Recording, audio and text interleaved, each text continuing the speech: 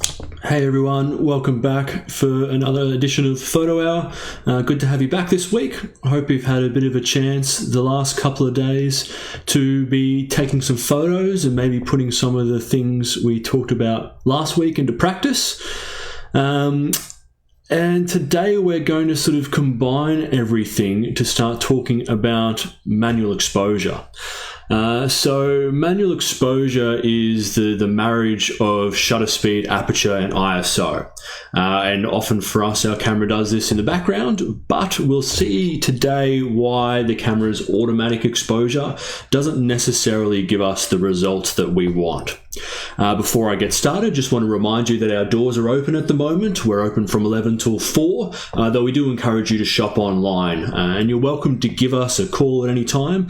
The phone number is 9672-2222. We're also available to chat online via the website as well. You should see a little chat icon down the bottom. So any questions you have, feel free to get in touch. So yes, today's topic, manual exposure. We've talked about aperture in one of the previous streams, and we've talked about shutter speed, but there's still one thing we haven't talked about so far, and that's ISO. Now, there's a reason why I've been leaving ISO to the last thing, and that's because ISO isn't actually that important to consider, at least not from a creative sense. So our aperture and our shutter speed have a lot of creative influence over how the photograph turns out. ISO has some influence over the look of the photo, but it's nowhere near as significant as aperture or shutter speed. Now, what is ISO? Effectively, you can think of ISO as how sensitive your camera's sensor is to light. Now, that isn't technically true, but it's true enough for our purposes, and it's true enough for your understanding of how these things will sort of come together so we can start to calculate exposure ourselves. ISO is a set of numbers. Generally, it starts at around 100 or 200 and go up to some number. Most modern cameras can go quite high with their ISOs these days. And basically, the higher the number, the more sensitive the camera's sensor is to light. So we physically control how much light is coming into the camera through our aperture and shutter speed. And then the ISO is how sensitive that the sensor is to the amount of light that we're letting through to it.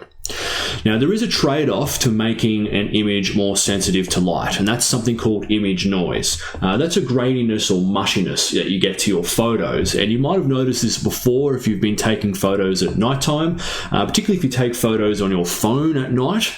They don't tend to handle those high ISOs very well.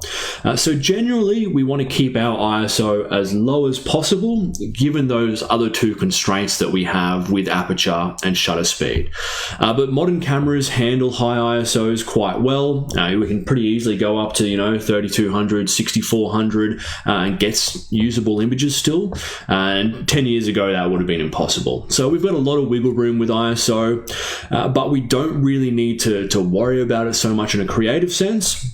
It's much more important that we choose an aperture and a shutter speed. They're going to give us our photo the way that we want it, controlling things like how much of the scene is in focus and how we're rendering blur. And we just leave ISO to the end, and that's sort of going to be whatever it needs to be in order to give us the shutter speed and aperture that we desire. Like always, if you have any questions, you're welcome to pop them in the comments section. I'll have a read at the end. We're going to cover a fair bit today, and the stuff that we cover could be a little bit confusing. I'll try and go slowly, but if I get a little bit carried away and you're not understanding something, then feel free to yell out and I'll go over it again. I do have some photographic examples for us to look through. I've got some stuff drawn up on the whiteboard as well, so we can run through some numbers. But a lot of working with manual exposure is just going to come through practice and getting a feel for the numbers that surround shutter speed, aperture, and ISO, so that when you're moving one of these things, you know how much to move something else in order to compensate for it. To start with, let's talk about what exposure is. You can think of exposure as effectively how bright or dark the photo is. And the camera has a correct exposure, but this is something that the camera doesn't necessarily get correct as far as we're concerned as subjective human beings. What I'm going to do is flick over to my display now, and we'll have a look at some examples of what the camera considers to be correct, and we'll see why what the camera thinks is correct isn't necessarily what we think is correct. So let's swap over to the screen and have a little bit of a look here. So I've got some photos here that I took this morning, and what I've taken is a photo of a white piece of paper and a black tablecloth. Now, all these photos here are what the camera considers to be a correct exposure. So you can see when we've got half white and half black, the camera is actually getting this spot on. That was the brightness of the tablecloth, that was the brightness of the piece of paper, so the camera's got it right in this sense. But if I've just got the white bit of paper, what the camera actually gives us is this pretty ugly grey. And the same if I've just got the black tablecloth, this is what the camera gives us, this sort of ugly grey. But the camera still thinks these two things are correct. So, what's going on? Why is the camera giving us something that doesn't look like it does in real life? I'm sure you've noticed this before if you've taken photos and you look at them and all of a sudden the photo is way too dark or way too bright compared to what you can see in front of you. And that's because of what we call the camera's meter, reading the light incorrectly, or at least to how we are perceiving it as human beings. I'm going to give a simplified sort of example of how the camera meter reads light. There are a lot of nuances to this, and the manufacturers have a lot of fancy algorithms that go into giving you the correct automatic exposure when you're using automatic modes, or the correct exposure when we're dialing things in using manual mode. But in a nutshell, this is what the camera is trying to give us when it works out at exposure. We call this middle grey. Some of you might have seen this before. This is a grey card, and this tone here is halfway between black and white. So we call this middle grey. Now, there are a few different metering modes that your camera has, and I'm not going to go into the specifics of the different metering modes at this stage. We'll talk about that down the track. But if you're using your camera's default metering mode, what it'll be doing in a sort of simplified form is averaging out all the pixels in the scene and giving you this middle grey brightness on average. So I'll be looking at the dark. Well, if you look at my screen, we've got these lighter pixels in the wall here. We've got these darker pixels from the computer. There's my skin tone, my shirt, the plant somewhere in the middle of all that. And the camera would be working out this average exposure so that on average, this is the brightness that we have, this middle grey.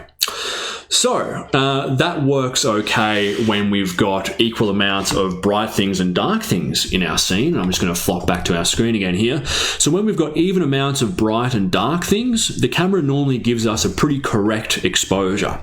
However, if we've just got fairly even tones, say all white tones or all black tones, this is when the camera's meter gets things wrong. Or if this balance is thrown off slightly, maybe 3/4 black, 1/4 white, or the other way around, the camera's not going to get things correct. So we've got to sort of come to an understanding that what the camera thinks is correct and what we think are correct are two different things. And we've got some tools that are going to help us with marrying these two sort of problems that we have today. One of them is called the exposure meter, and one of them is called the histogram. And I use both of these things when I'm calculating manual exposure, because one is sort of quick and easy, but less precise, and one is a little bit more sort of tricky, but more precise. Okay, so let's have a look at some photos again now, or I'm just going to actually jump back to my slides here and transition to the screen, and we'll pull up some slides. All right. So let's have a look at some slides here. This is our exposure meter. This is the first way that we can start to calculate manual exposure. And getting a correct exposure is actually pretty straightforward. It's really just a matter of dialing in your aperture, ISO, and shutter speed until you sit in this middle part here. And this is what the camera thinks is correct, okay? So we talked before about how what the camera thinks is correct isn't necessarily right for our eyes, but this gives us a little bit of a ballpark. This is the quick and easy way of working out manual exposure. Now, if you look through your viewfinder or on your screen, you'll see something like this displayed somewhere. This is called the exposure meter. You'll see this sort of like diagram where we've got positive numbers, negative numbers, and a 0 in the middle. Some of you might not have this exposure meter. You might just have a set of numbers instead. So you've got numbers going from 0 up to the positives, down to the negatives. Now, we're aimed for this to start with, okay? This is the easiest thing to do. You just set your shutter speed for whatever your creative effect is, set your aperture for whatever your creative effect is, and then change your ISO until you fall onto this middle point. So this is a good ballpark, but using the exposure meter is what creates these problems here, because the exposure meter is just working things out on averages, and if we've got a lot of white or a lot of black in our scene, then we're going to end up with these sort of muddy, incorrect results. Now, the way that we can sort of take this a step beyond that is to start looking at the histograms. And the histograms are something that are displayed, not going to pull up that one just yet actually. Histograms are something that are displayed generally, sometimes, so if you're using a mirrorless camera, you can likely display the histogram while you're taking photos. If you're using a DSLR, then you'd be taking the photo and then looking at the histogram after you've taken it. But you've possibly seen this before, even if you don't understand what it is. So just quickly in a nutshell, what the histogram is showing us is the distribution of the brightness of our pixels in the image. The darker pixels are on the left-hand side, pure black being the very left, and the brighter pixels are on the right-hand side, pure white being the very right. Everything in between are different levels of brightness between pure black and pure white. Now, the height of the histogram is how many pixels are sitting at that level of brightness. So let's just have a look at the histogram in these 3 photos here, the same scene shot at 3 different brightnesses. This is what the camera tells us is the correct exposure, and in this case the camera has gotten it pretty right, I would say, and that's because we sort of do have an even number of brighter and darker pixels in this scene of just some leaves with direct sunlight hitting them, and we're getting this histogram here. Sort of, I suppose, what we call this a bell curve, perhaps. Though a lot of sources I found, or at least when I was learning photography, people told us that bell curves are what you were meant to aim for on the histogram. We're going to see in a little bit why that isn't the case. The bell curve is not correct. Now, on the left-hand side, we have our underexposed image. So what we can see here is the histogram started to move towards the left. And that's because we have a larger amount of pixels that are sitting in the dark parts of the actual image. If we go to the overexposed example here, we see the histogram pushed to the right, and that's because we have a large number of bright pixels in the image. Now, the shape of this histogram can take on many forms. So I just said that bell curve isn't necessarily the shape that we're wanting to get with our histogram. And that's because depending on what our scene looks like, we're going to have different distributions of brightness within that sort of scene. So let's have a look here. I'm just pulling up Lightroom so we can see the histogram on some of these photos in real time. And I'll go to loop view mode. So let's have a look at some of the histograms of these images here. Now we can see in this photo here, we do have a sort of bell curved shape. More of the pixels are darker than brighter, but there's a pretty smooth transition up and then down again on the right hand side. If we go to this image here, we also see something that's pretty bell curve in its shape, but this time it's sort of moved to the other way. We've got a point up here where most of our pixels are sitting at the brighter end of things, and then we've got this sort of transition down to the left-hand side. Now, if we look at some different images that have a little bit more contrast, like this image here, what we actually have is a spike on the left-hand side for the darker pixels and a spike on the right-hand side for the brighter pixels.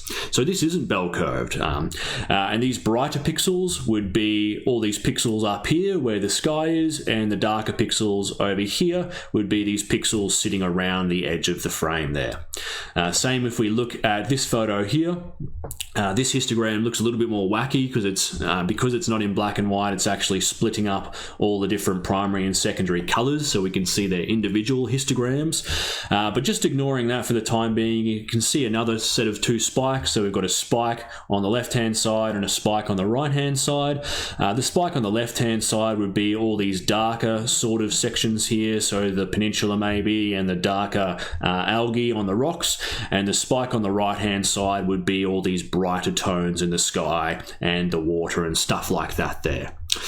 So what I'm trying to sort of get across is that we use the histogram as a guide, but different settings have different sort of histograms, okay, and different sort of shapes to them. So you need to have a little bit of sort of intuition as to what sort of histogram you're looking for. There is one thing that we can focus on, and that's the touching either side. So when we touch either side, either the left-hand side or the right-hand side, we've completely lost image data. And that's the thing we really want to avoid. As long as you don't lose data, you'll have some latitude to fix your photo when you get into a program like Lightroom or Photoshop, and you can start to edit it down the track. So it's important that we're looking at the histogram, trying not to touch either side as much as possible, though that's not always the case. And then at least we have a workable file, so if we do mess up the exposure a little bit, we can fix it. If you reach pure black or pure white, then you've pretty much stripped out all the data, and there's nothing you can really do to fix that, unfortunately. The main thing when we're looking at things like histograms is you're focusing on your subject. So if you're taking a photograph of a person, for example, really what we want to be focusing on is their skin tones. You know, if the background's going a bit too bright or a bit too dark, then that's okay. It's really the person that we're wanting to make sure is well exposed. Or if it's a product, make sure the product's well exposed. Whatever your subject is takes priority. All right, so the way that we pull up the histogram on your camera is generally pressing either the info or display button. So have a look on your camera somewhere and see if you can find an info or display button. Now, pressing that when you're either in image review or when you're using the live view screens will cycle through different displays on your camera body. So you'll sort of go through a number of different screens, maybe 3 or 4, and then end up back where you started. But have a look if you can find one of those that has a histogram on it, and we're going to be keeping an eye on that while we're dialing in our manual exposure today. All right, so let's talk about the actual sort of numbers now, and which sort of numbers, I suppose. Well, I've got some numbers over here for us, my whiteboard. I'm going to pull that up in a second, and I also have some images for us to go through as well. So, what is manual exposure? Well, manual exposure is the marriage of ISO, aperture, and shutter speed to give us a photo that looks how we want it to look, okay? Again, I can't stress enough, it might be a bit different from what the camera thinks is correct, though we can use that as a starting point. There are two things that we can go for with manual exposure. We can either go for a balance or an imbalance with these settings, okay? And this is going back to the camera's correct exposure. The easiest way to sort of start with these things are going to be to dial things in, ISO, aperture, and shutter speed until we get the correct exposure based on our exposure meter, based on this thing here. And then we can make a few decisions from that, depending on how we like the look of the photograph.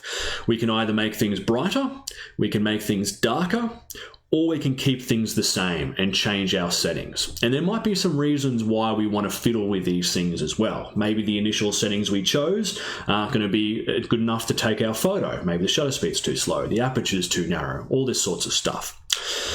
So they're the three things we're going to be focusing on today, okay, using this exposure meter. Now, let's go and have a look at what some of these images or what some of these situations look like as actual photos. So I'm going to go back to my screen here and let's start with the exposure changing, okay? So I've got a few photos here that have just been taken outside my balcony.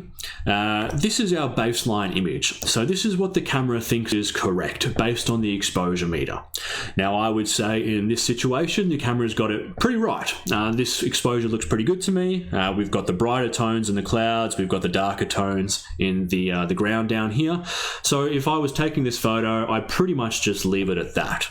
However, we're not necessarily talking about that today. We want to actually have a look at how these three things interrelate to one another. And I just want to point out what I'm starting with is an aperture of f11, a shutter speed of an 800th of a second, and an ISO of 400. Okay. Now, if I want to make this image brighter, there's three things I can do. All involve letting more light into the camera. I can decrease the shutter speed, so make that slower to let more light in. I can make my aperture larger to let more light in. or I can make my ISO more sensitive to let more light in.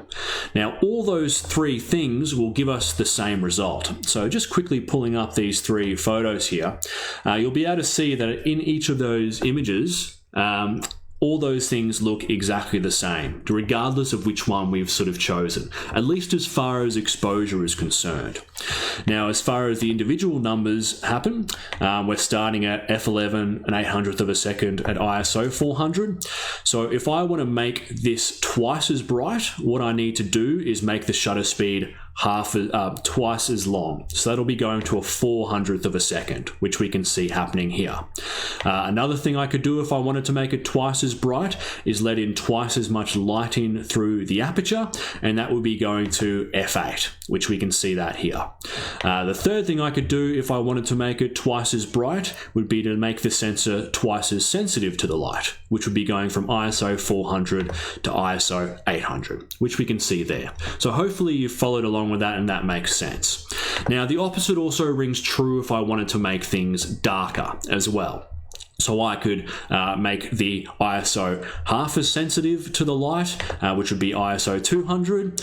I could make the aperture, I could make the shutter speed twice as quick rather, and go to a 1600th of a second, which we can see there.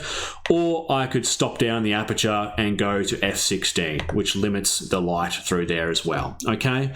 Now, this is a good exercise to do at home. All right. Start with a baseline image, and it doesn't really matter which settings you choose for these. As long as you've got some wiggle room either side of them, and then just have a go changing the shutter speed, changing the aperture, changing the ISO, but do it all individually so you can see what's happening one at a time. Think of it like a science experiment. You only want to be changing one variable as you go. But as far as the exposure is concerned, it doesn't matter which one you choose. If you're doubling or halving the light coming through the image, you're going to end up with the same looking photo as far as brightness goes. Now, our second scenario is to change our settings but keep the exposure the same.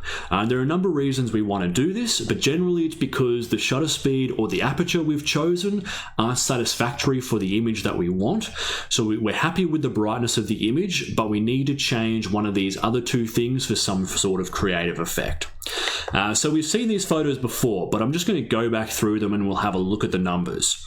This was an example that we used in the shutter speed class, and we've taken the photo at f5.6, a shutter speed of a 500th of a second at ISO 1600. But what's happening in this photo is our subject, which is being dropped, is still too blurry. So our shutter speed isn't quick enough in order to freeze that action. Now, I'm happy with the exposure in this setting, but I need to increase the shutter speed. I need the shutter speed to go up to a 4,000th of a second in order to freeze that action.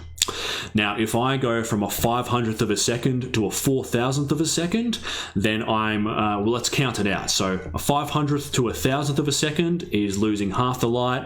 A 1,000th to a 2,000th of a second is losing half the light again. And then a 2,000th to a 4,000th of a second is losing half the light again. Now, we call that 3 stops, okay? So each time we double that shutter speed, we call it a stop of light.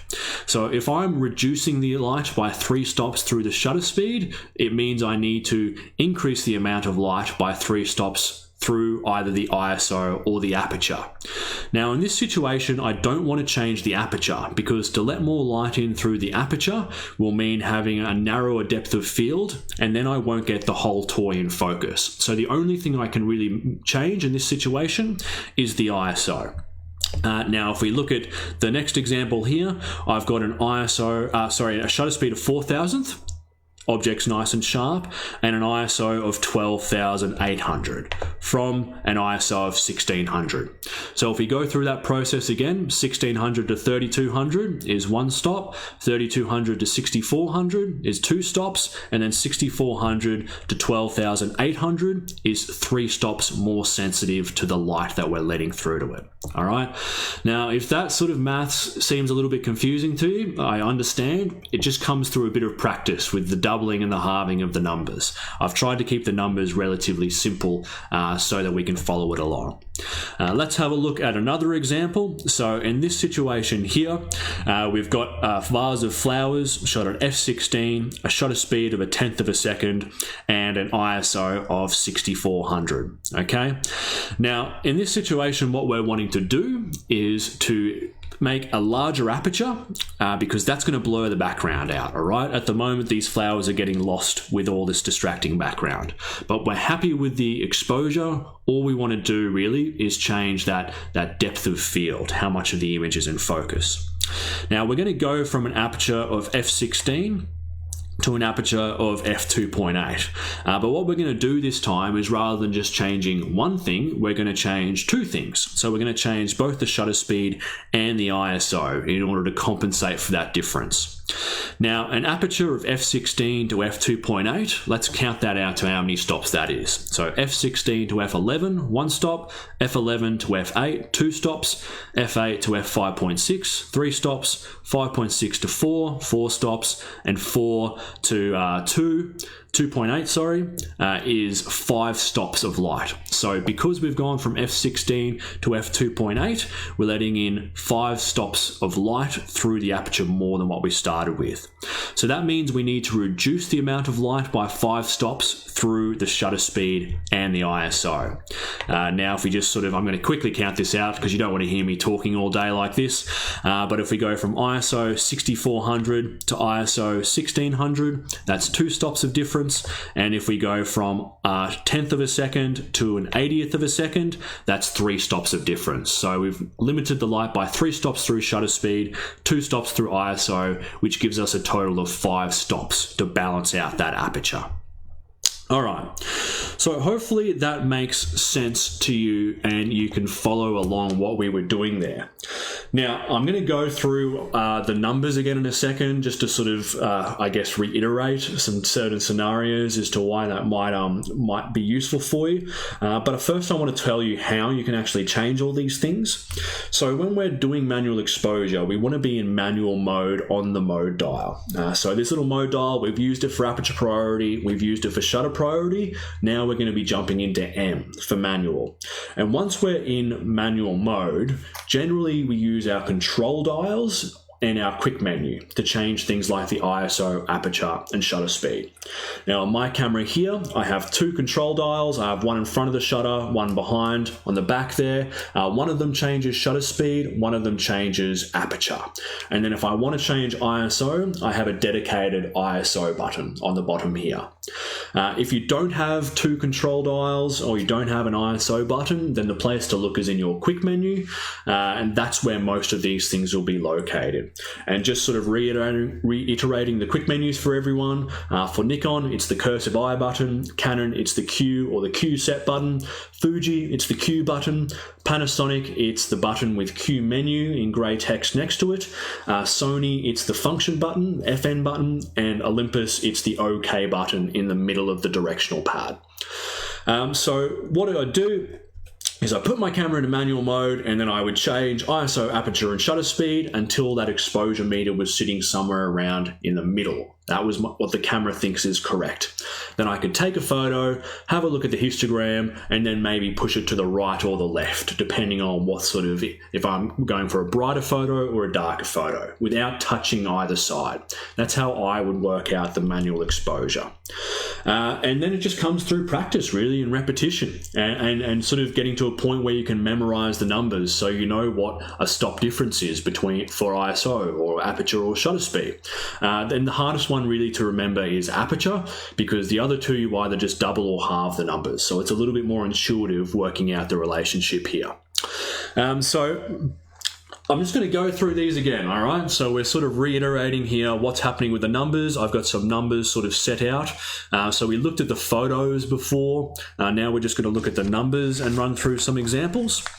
But say we're starting with an ISO of 400, aperture of 5.6, and a shutter speed of a 2/50th of a second. Okay, now if I was photographing wildlife, for example, this might be fine as far as the brightness of the image goes, but what I'd find if I was shooting at a 2/50th of a second is that wouldn't be quick enough to freeze the action. So maybe I need to go down to 1,000th of a second in order to freeze the motion of the animals running around. So this is 2 stops of difference, okay? 1, 2. I've decreased the amount of light by 2 stops through the shutter speed. So I would need to offset that somehow. Now, what I could do is open up my aperture more to let more light in, but that would leave me liable to not getting the animal's eye completely in focus or missing focus a bit more. So probably what I do in that situation is go 2 stops up with the sensitivity of this sensor through ISO. So this ISO of 1600, aperture of f5.6 and a shutter speed of 1,000th of a second would give me the same brightness of the image. In a different sort of example, say I'm shooting, in my work, I do artwork reproduction, and generally we want to keep the ISO as low as possible so we're getting as clean an image as possible. So if I was at ISO 400 and the lowest my camera could go was 200, what I'd want to do is decrease that to 200, and then I'd be losing a stop of light through the ISO. Now, again, I wouldn't necessarily want to change my aperture because that would affect the depth of field, and I've chosen that to make sure the painting or whatever it is completely sharp. But my camera would be on a tripod, so I could easily let more light in through the shutter speed and not have to worry about any sort of image blur because the painting's not going anywhere, I'm not going anywhere, I can shoot at whatever shutter speed I need. And that's all we're really going to talk about today. There doesn't seem to be any questions, but if you have any, feel free to yell out.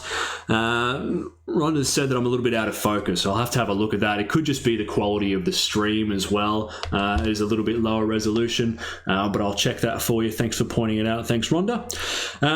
And yes, that's where we're going to sort of leave things. Now, if you want to do a bit of homework, what I would do is grab your camera, put it on a tripod or somewhere, rest it on a table where you can keep it still. Set your ISO, shutter speed, and aperture manually until you've got your exposure meter sitting on that 0 point, and then take 5 or 6 photos where you change the combinations of those numbers but still end up with the same brightness of the image, and that'll just get you going through the rhythm of changing a number one way and going another way with a different number. The second thing I would do is set up your camera again somewhere where it's not moving, and then just change one of the things. So change aperture so you're letting more light in and less light in, and watch how the image gets brighter or darker. And the same on with shutter speed and ISO. Just go through the motions. Let me have a look. I've got a couple of questions coming through. Do you shoot to the left or right for portrait?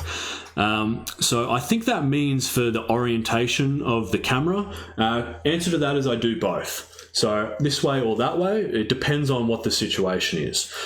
So with the grip downwards, that's often a way I can sort of keep the camera more stable because I can keep my elbows pressed in against my body. They're not flapping around in the air.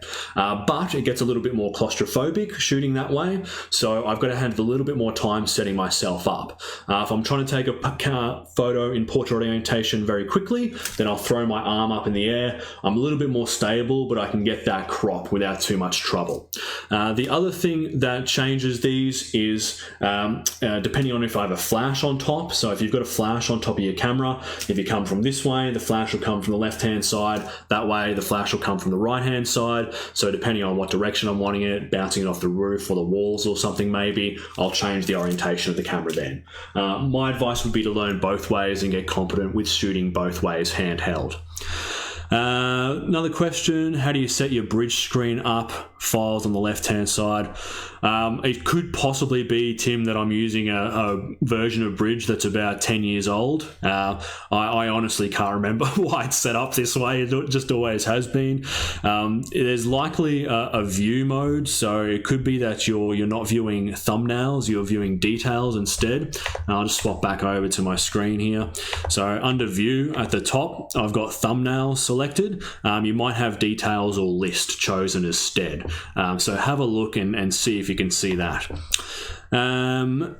Next question, Mr. 7th Class, do I have these on video? Yes, I have been recording these and I've been putting them up on YouTube. So if you go to the Michael's YouTube channel, which is just Michael's Camera Video Digital, you'll be able to find the classes uploaded there. I have missed a couple because I forgot to record them, yeah, most of them will be up there, and I will record the ones that I forgot to record eventually as well. Exposure for editing purposes, some say shoot to the left or right. Okay, that's a good question. I'm not going to go into the nuances too much, but my advice would be to shoot to the right. There are some reasons why you shoot to the right, and it's to do with how data is distributed between the binary bits on a digital file. You have more bits associated for brighter colors and brighter tones than you do for darker ones. So by shooting to the right, you're getting as much color data as you can in your image. That's how I shoot all my landscapes. I shoot to the right, so I get my exposure as bright as possible without touching the right-hand side, and then bring things back to taste in post-production. I think that's probably everyone's questions answered, so we'll leave it there. Tomorrow we are going to talk about image editing, so I'm going to do a bit of a demonstration of Lightroom and show some sort of basic editings that might be useful to you.